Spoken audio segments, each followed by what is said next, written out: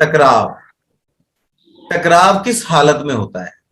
जब, आगे मैं आपको चार्ट के ऊपर एग्जाम्पल में भी समझाऊंगा कि टकराव लाल किताब के हिसाब से मतलब किस तरीके से इंप्लीमेंट होता है।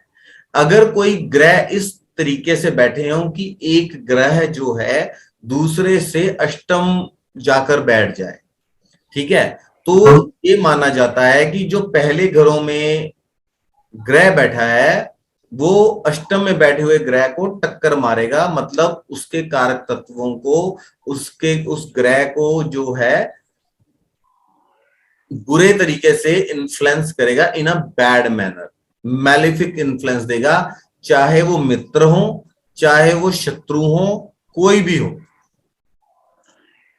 ये क्लियर है स्टेटमेंट आपको? जी।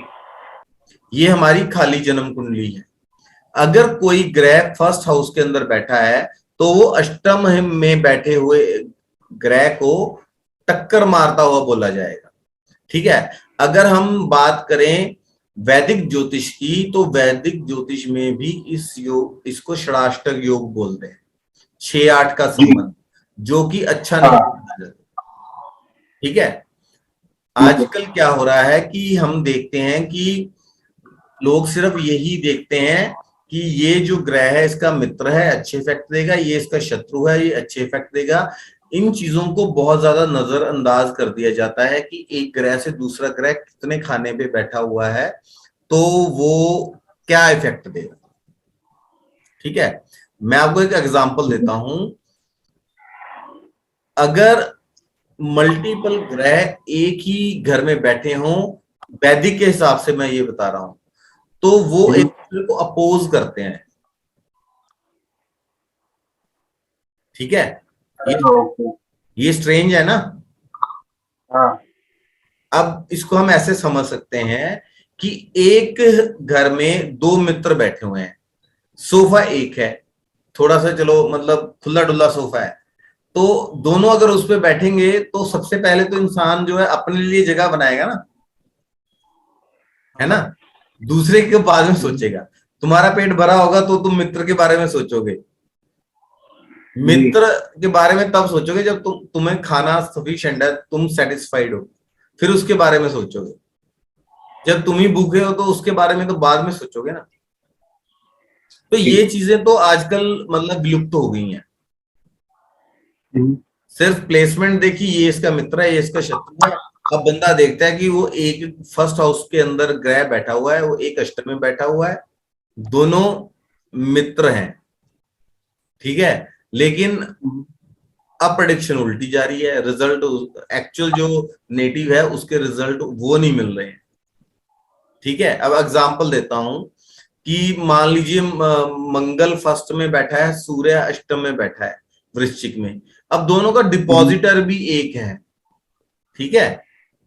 ये आप ध्यान दीजिएगा, वैदिक और नाड़ी में अगर ये चीज मतलब बोली जाती है कि उनका डिपॉजिटर मतलब जिसके घर में बैठे हैं वो उसका मालिक एक ही है ना। फर्स्ट का मंगल है, अष्टम का भी मंगल माना गया वृश्चिक राशि में।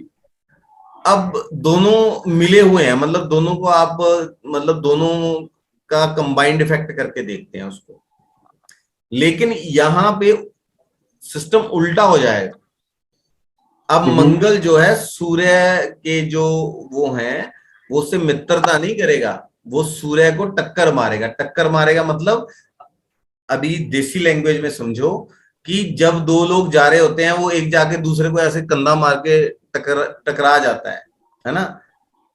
हाँ। तो दूसरे को हर्ट करता है, चाहे तो वो गिराना चाहता है, चाहे उसे धकेलना चाहता है, उसे चोट पहुंचाना चाहता है।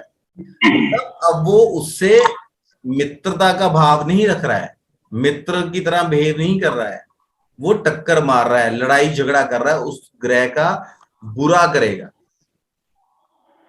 ठीक है।